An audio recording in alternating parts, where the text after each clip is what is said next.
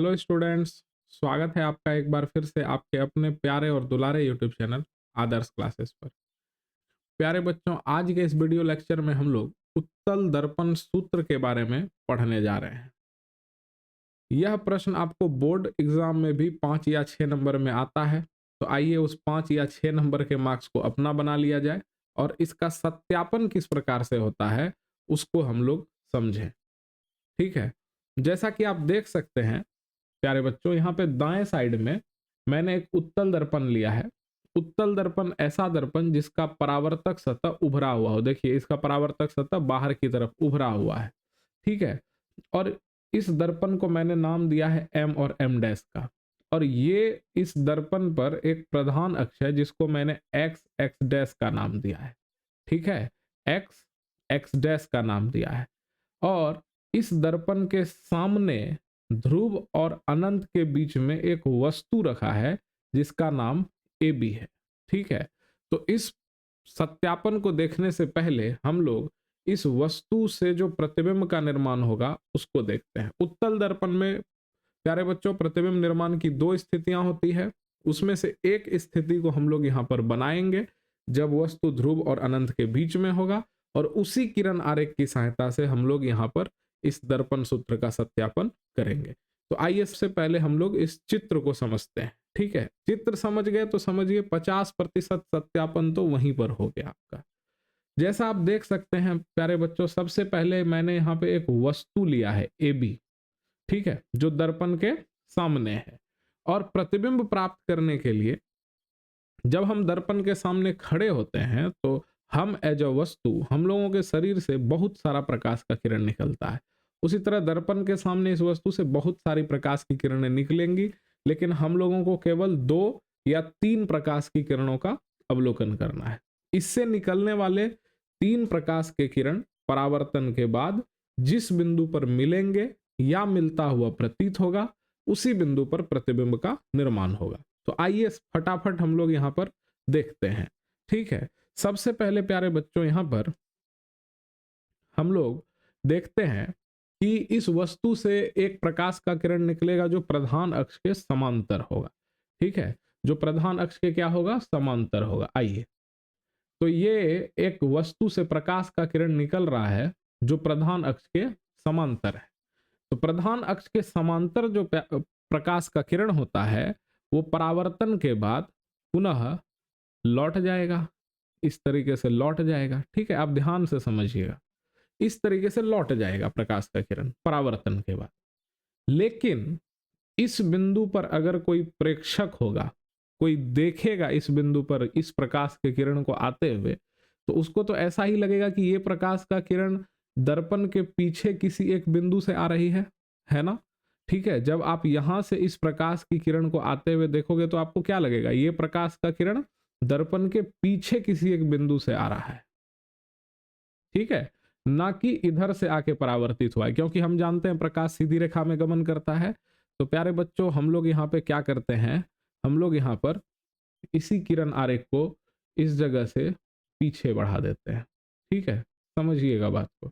इसी को हम लोग क्या करते हैं, यहाँ पे पीछे बढ़ा देते हैं। ठीक है, और इस बिंदु को हम लोग नाम दे देते हैं एफ का। इस बिंदु को हम लोग क्या नाम देते हैं, जिस बिंदु पर ये पीछे आकर मिला, इसी को मुख्य फोकस कहा जाता है। तो इसको हम लोगों ने क्या नाम दे दिया, एफ का नाम दे दिया। यहां तक समझने में कोई परेशानी? आइए, अब ये हो गया एक किरण आरेख। अब यहां पर देखते हैं, मान लीजिए कि इस वस्तु से निकलने वाला एक किरण जो वक्रता केंद्र की दिशा में है।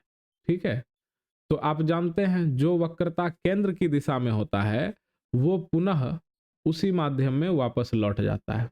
पुनः उसी माध्यम में ये प्रकाश का किरण इधर से आया वक्रता केंद्र की दिशा में और वह पुनः वापस लौट गया। अब पुनः जब इस बिंदु पर कोई प्रेक्षक होगा तो उसको क्या लगेगा, जो प्रकाश की किरण इधर जा रही है वो फिर दर्पण के पीछे किसी एक बिंदु से आ रही होगी, है ना।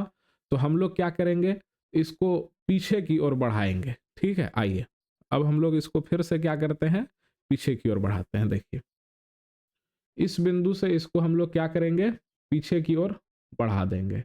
तो ये जिस बिंदु पर कटेगा इस बिंदु को हम लोग क्या बोलेंगे, इस बिंदु को हम लोग बोलेंगे वक्रता केंद्र। इस बिंदु को हम क्या बोलेंगे, वक्रता केंद्र। 2 किरण आरेख हो गया है, ठीक है। अब हम लोग यहाँ पर एक और किरण आरेख आरेख लेंगे बाबू, ठीक है। उसके बाद हम लोग फिर यहाँ से क्वेश्चन को सॉल्व करेंगे। 2 किरण आरेख हो गए हैं, एक किरण हम लोग और यहाँ पे अवलोकन करते हैं, उसके बाद हम लोग सत्यापन की ओर आगे बढ़ेंगे, ठीक है। अब यहाँ पर हम लोगों ने एक और नियम पढ़ा है प्यारे बच्चों, आप यहाँ पे देखिए।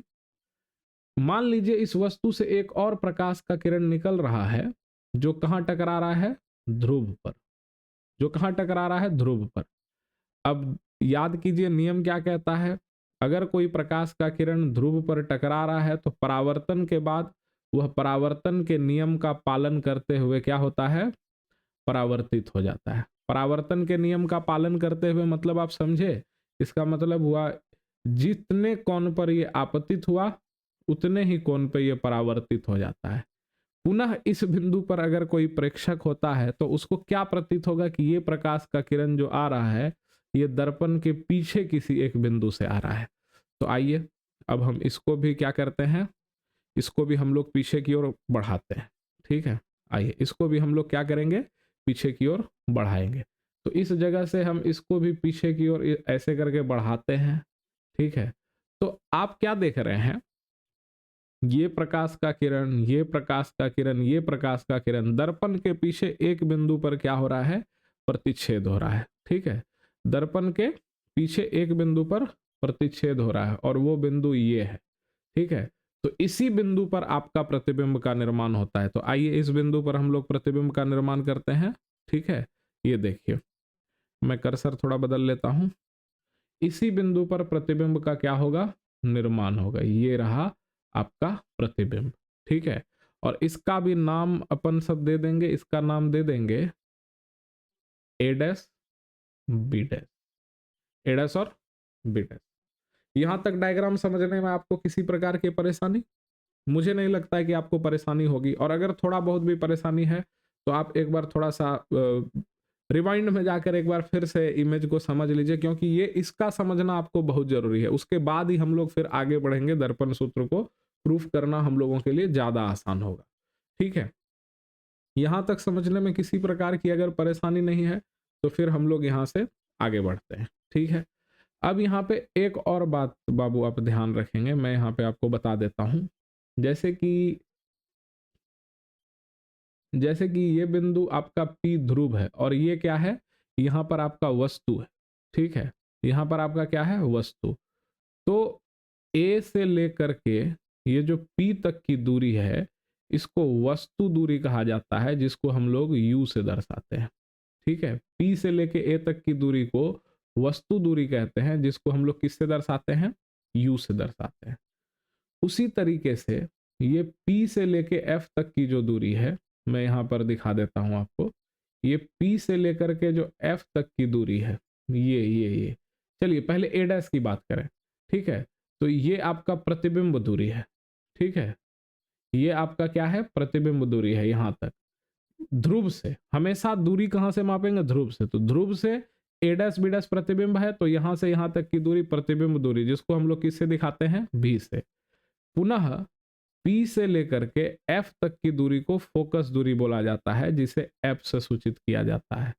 और पुनः P से लेकर के C तक की दूरी को वक्रता त्रिज्या बोला जाता है, जिसको R या 2F लिख सकते हैं आप, ठीक है। यहां तक समझने में किसी प्रकार की परेशानी नहीं।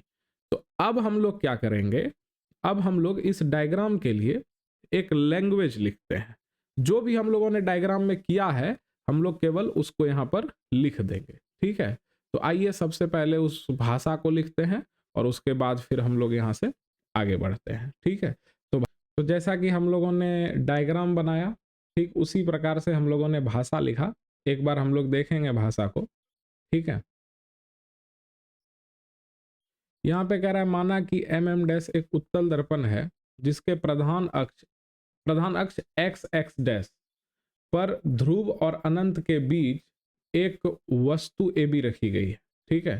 तो आप देख सकते हैं यहाँ पर ये आपका एक दर्पण है जिसके प्रधान अक्ष पर, ठीक है, ये ध्रुव और अनंत, ठीक है, यहाँ पे अनंत है, अनंत के बीच एक वस्तु रखी गई है ए बी, जिसका काल्पनिक और सीधा प्रतिबिंब दर्पण के कहाँ प्राप्त होता है, पीछे प्राप्त होता है, ठीक है, दर्पण के पीछे प्राप्त होता है। साथ ही माना कि फोकस दूरी पी एफ बराबर एफ, आप यहाँ पे देख सकते हैं फोकस दूरी पी से लेकर के एफ तक, ठीक है, ये पी से एफ तक की जो दूरी है इसी को हम लोग फोकस दूरी यानी एफ से दर्शाते हैं। फिर लिखा है वस्तु दूरी, तो भाई वस्तु दूरी पी से लेकर के ए तक की दूरी है, ठीक है, पी से ए तक की दूरी, जिसको हम लोग किससे दर्शाते हैं, यू से, वस्तु दूरी को किससे दर्शाते हैं, यू से। उसी तरीके से पी से ए तक की दूरी, ये जो दूरी है ये, ठीक है, ये प्रतिबिंब दूरी है जिसको भी से दर्शाते हैं, और वक्रता त्रिज्या पी से लेके सी तक, ये जो आपका है वक्रता त्रिज्या, इसको हम लोग किससे दर्शाते हैं, 2f से दर्शाते हैं, ठीक है। अच्छा, वक्रता त्रिज्या को हम लोग किससे दर्शाते हैं, 2f से। आपको पता है कि f बराबर फॉर्मूला होता है r/2, जहां r वक्रता त्रिज्या है। अगर हमको r का मान निकालना हो तो ये जो 2 भाग में है इसको इधर लाके गुना दे देंगे तो r इक्वल टू क्या हो जाएगा, 2f हो जाएगा। यही बात मैंने यहाँ r ना लिख के डायरेक्ट 2f लिख दिया है। अब हम लोग यहाँ से फिर आगे बढ़ते हैं प्रूफ की ओर। तो यहाँ पे हम लोग चलेंगे, प्रमाण किस तरीके से प्रूफ करते हैं वो जरा आप ध्यान से देखिएगा, ठीक है। दर्पण हो या लेंस हो, उसको प्रूफ करने के लिए हम लोगों को त्रिभुजों को समरूप करना पड़ता है। यहां पर मैं 2 त्रिभुज ले रहा हूं, आप इस डायग्राम से ढूंढ के निकालिएगा। त्रिभुज ए बी सी तथा त्रिभुज ए डैश बी डैश सी में आप जरा ध्यान से ढूंढ के निकालिएगा। मैं आपको यहाँ पे फिर से एक बार हाइलाइटर से मार्क करके दिखाता हूं, ठीक है। आप यहाँ पर देखिए क्या बोला, ए बी सी, ये देखिए ए बी और सी, ये वाला त्रिभुज है, ठीक है, ए बी सी तथा त्रिभुज ए डैश बी डैश सी में, ये वाला त्रिभुज, ये छोटा वाला त्रिभुज, ठीक है, ये छोटा वाला त्रिभुज। सबसे पहले ये बड़ा वाला त्रिभुज आप ध्यान से देखिए, ये बड़ा वाला त्रिभुज है ए बी सी, ठीक है, और फिर ये छोटा वाला त्रिभुज है ए डैश बी डैश सी में। इस 2 त्रिभुज का बात हुआ है, ठीक है। अब इस दोनों त्रिभुज को हम लोगों को समरूप करना है, तो आइए देखते हैं इसको समरूप कैसे किया जाएगा। मैं इस डायग्राम को थोड़ा बाहर ही निकाल लेता हूं बाबू, ठीक है, आप इसको मिलाइएगा उसमें। ये रहा ए बी सी और ये बीच में ही एक लाइन खींचा हुआ है ए डैश बी डैश सी में। इसको हम लोग ए समरूपता से समरूप करेंगे। ए समरूपता की कसौटी क्या होती है, हम लोगों को कोई भी 2 कोण बराबर कर देने। अब आप ध्यान से देखेंगे, एक तो ये बड़े वाले त्रिभुज और एक तो ये छोटे वाले त्रिभुज में ये कोण और ये कोण 90 डिग्री होंगे, दोनों बराबर होंगे। और ये बड़े वाले त्रिभुज की बात करें या छोटे वाले त्रिभुज की बात करें, दोनों में ये जो कोण है ये उभयनिष्ठ है, दोनों में ये कोण बराबर होगा, तो त्रिभुज समरूप हो जाएगा। इसी बात को हम लोग को लिख देना है। यहाँ पर हम लोग लिखेंगे कोण ए जो है और कोण ए डैश जो है ये दोनों बराबर है, क्योंकि ये दोनों किसके बराबर है, 90 डिग्री के।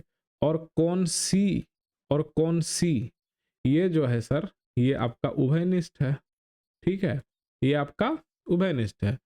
इसलिए त्रिभुज ए बी सी समरूप हो जाएगा त्रिभुज ए डैश बी डैश सी के। कारण क्या लिखोगे प्यारे बच्चों, ए समरूपता, ए समरूपता। जब त्रिभुज समरूप हो जाएगा तो भुजा समानुपाती हो जाएंगी। अब इस भुजा को कैसे लेंगे आप जरा ध्यान से देखिएगा, ठीक है। अगर हम इसका पहला 2 भुजा ले रहे हैं ए बी, तो इसका भी पहला ही 2 भुजा लेंगे ए डैश बी डैश, ठीक है। और फिर आप ध्यान से देखेंगे अगर हम इसका ये दूसरा तीसरा भुजा लें बी सी, तो इसका भी हम दूसरा तीसरा भुजा लेंगे बी डैश सी। एक बार डायग्राम में देखिए बी सी, बी कहाँ है, ये रहा बी और ये रहा सी, उसी तरह ये रहा बी डैश और ये रहा सी, ठीक है। इसको हम लोग नहीं लेंगे, इस अनुपात को हम लोग नहीं लेंगे क्योंकि इसका हम लोगों को कोई काम नहीं आएगा। पहले आप फिर से देखिए, पहले हम लोगों ने पहला दूसरा लिया तो पहला दूसरा लिया, दूसरा तीसरा हम लोग नहीं ले रहे हैं तो इसमें भी नहीं ले रहे हैं। अब बचा क्या, अब बचा पहला और तीसरा यानी कि ए सी। उसी तरीके से इसमें भी पहला और तीसरा क्या बचा, ए डैश सी। इसको हम लोग मान लेंगे समीकरण फर्स्ट। इसको हम लोग क्या करेंगे, समीकरण फर्स्ट मान लेंगे। ठीक है, यहां तक समझने में कोई परेशानी? अब हम लोग फिर से एक त्रिभुज ले रहे हैं, आप फिर डायग्राम पे ध्यान दीजिएगा। त्रिभुज ए बी पी तथा त्रिभुज ए डैश बी डैश पी में। ठीक है, डायग्राम में देखिए, ये रहा ए, ये रहा बी, ये रहा पी, ये वाला त्रिभुज है ए बी पी।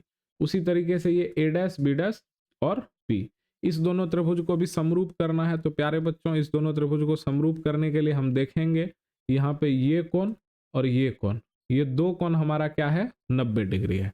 तो हम यहाँ लिख देंगे कोण ए और कोण ए डैश जो है वो भैया आपका 90 डिग्री है। दो कोण बराबर करने होते हैं। अच्छा, अब आप ध्यान से देखिएगा, प्रकाश के परावर्तन के नियम से आई और आर दोनों बराबर हो गया, ये कोण और ये कोण क्या है, बराबर है। समझिएगा बात को। अच्छा, आप यहां ध्यान से देखिए, ये जो प्रधान अक्ष वाली भुजा है, ये वाली भुजा, मैं एक बार मार्कर बदल के आपको दिखा रहा हूं। ये जो प्रधान अक्ष वाली, ये वाली जो ये जो रेखा है, प्रधान अक्ष वाली जो रेखा है, ठीक है, और ये जो प्रकाश का किरण है ये वाला, है ना, इस दोनों के कारण ये वाला कोण, ये वाला कोण और ये वाला कोण बराबर हो रहा है शीर्षाभिमुख कोण से। ठीक है, जब इस तरीके से दो रेखाखंड होते हैं तो ये जो प्रतिच्छेदी रेखा के कारण ये जो कोण बनता है ये शीर्षाभिमुख कोण से बराबर होता है। मतलब अगर ये कोण आर है तो ये भी आपका क्या हो जाएगा, ये भी आपका कोण क्या हो जाएगा, ये भी आपका कोण आर हो जाएगा। तो अब आप ध्यान से देखिएगा प्यारे बच्चों, ठीक है, ये वाला कोण, कोण आई और ये आर, ये बराबर है और ये बराबर है, तो ये तीनों आपस में क्या हो जाएंगे, बराबर हो जाएंगे। ठीक है, इसका मतलब हुआ कि ये वाला कोण, ये वाला कोण और ये वाला कोण क्या हो जाएंगे, बराबर हो जाएंगे। इसका नाम लिखिए, इस कोण का नाम क्या होगा, ए पी बी। तो यहां लिखेंगे कोण ए पी बी बराबर होगा कोण ए डैश पी बी डैश के, ए डैश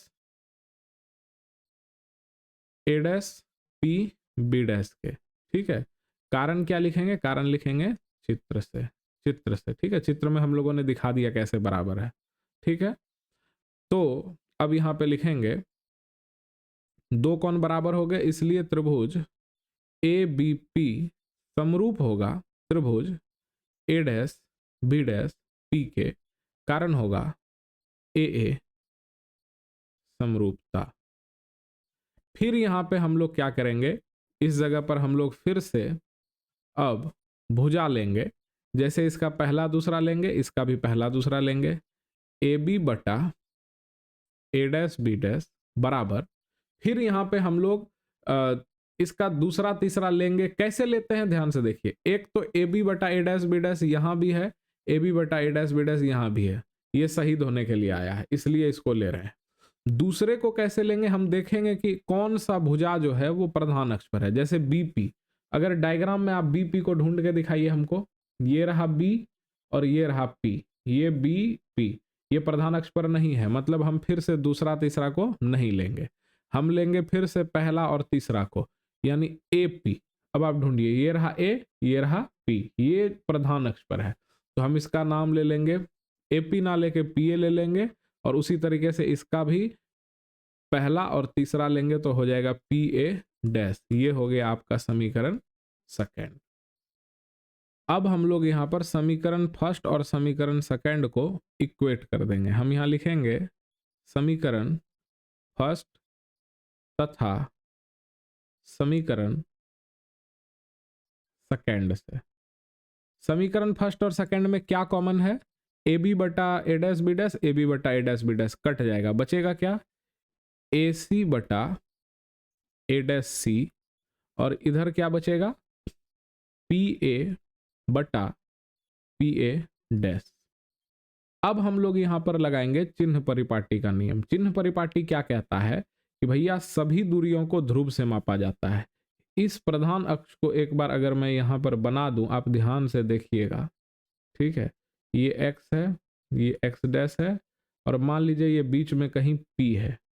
पी के बाद आप डायग्राम में ढूंढिए, पी के बाद ए डैश है, उसके बाद F है, उसके बाद C है और P के पहले A है। P के पहले क्या है? A है। ठीक है, सभी दूरियों को कहाँ से मापा जाता है? तो सभी दूरियों को ध्रुव से मापा जाता है। जैसा कि आप देख सकते हैं यहाँ पर लिखा हुआ है PA, तो इस दूरी को ध्रुव से मापा गया है और इस दूरी को भी, ये पहले से ध्रुव से दूरी है PA। P का मतलब ही ध्रुव है और PA और PA डैश, ये रहा PA और ये रहा PA डैश, मतलब ये दोनों ध्रुव से मापा गया है, लेकिन ये दोनों ध्रुव से मापा गया नहीं है, इसको हम लोगों को ध्रुव से मापना है। कैसे? अब ध्यान से देखिए, यहाँ पर AC लिखा है, इसको हमको बदलना है। कैसे बदलना है? ध्यान से देखिए, ये रहा A और ये रहा C। ठीक है, यहां से लेकर के यहां तक, इसको कैसे बदलेंगे? इसके बीच में ही P आ रहा है, आ रहा है कि नहीं आ रहा है? तो हम AC को ऐसा नहीं लिख सकते हैं, PA और जोड़ PC लिख सकते हैं या नहीं लिख सकते हैं? तो आप कहेंगे हाँ सर लिख सकते हैं। तो हम लोग AC की जगह पर, लिखेंगे PA जोड़ PC। ठीक है, उसी तरीके से A डैश C को हम लोग क्या लिख सकते हैं? ध्यान से देखिएगा, ये रहा A डैश, ये रहा C। इस डायग्राम को मैं ऊपर बना रहा हूं, ये रहा A डैश और ये रहा C, और इसको मापना कहां से है? ध्रुव से। ध्रुव A डैश के पहले है P, हम लोगों को A डैश C मापना है। कैसे माप सकते हैं? अब आप जरा ध्यान से देखिएगा, A डैश C का मान हम लोग कैसे लिखेंगे? इस A डैश C का मान कैसे लिखेंगे? अगर हम इस पूरे में, ठीक है, इस पूरे में इतना ठो मान को घटा दें, इतने ठो मान को क्या करें? घटा दें। ठीक है,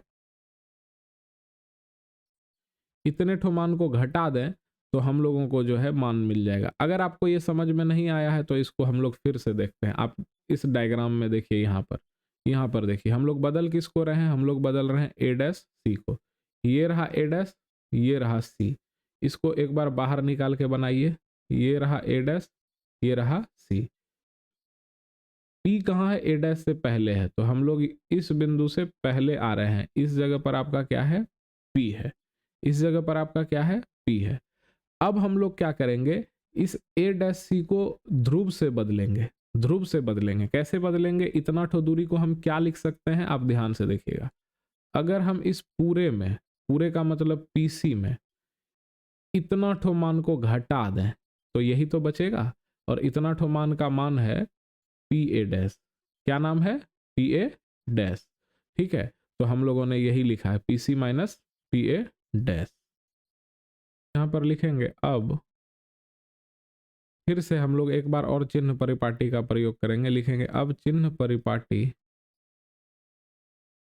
का उपयोग करते हुए, प्रयोग लिखेगा, सॉरी, प्रयोग करते हुए विभिन्न पदों का मान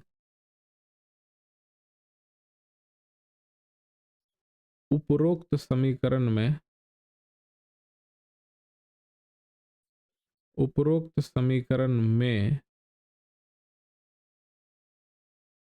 रखने पर, उपरोक्त समीकरण में रखने पर।